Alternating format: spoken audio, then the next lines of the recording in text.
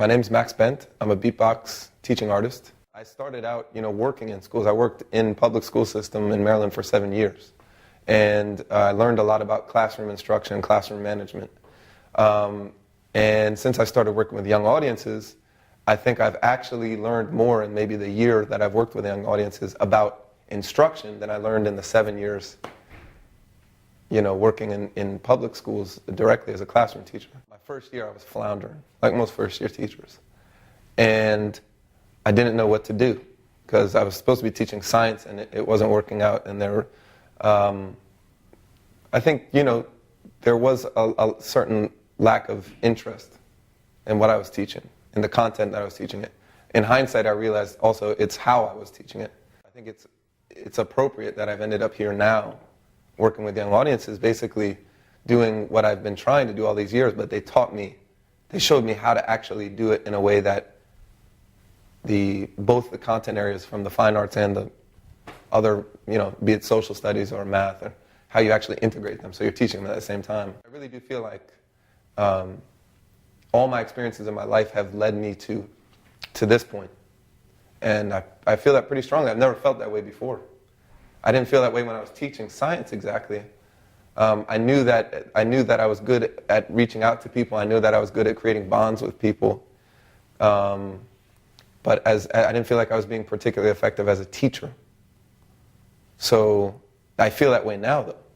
So it's changed me without a doubt, and it's made me it's empowered me to want to do this more as much as I can, because I feel like, I know that students in Maryland and around the country need help. A lot of people are not being served properly by the school system. Professional development that I had in my 7 years as a classroom teacher was terrible. It was terrible. It was not effective at all. It did not empower us. It did not inspire us. It did not, seek to bring out our qualities and so that we can pass them along.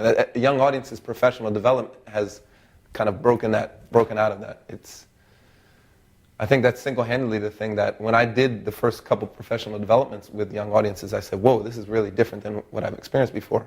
And it made me realize you can't really be a good teacher unless your work as a teacher makes you better. And I didn't look at teaching science that way. So the people in young audiences are the ones that kept us going. It's a people thing.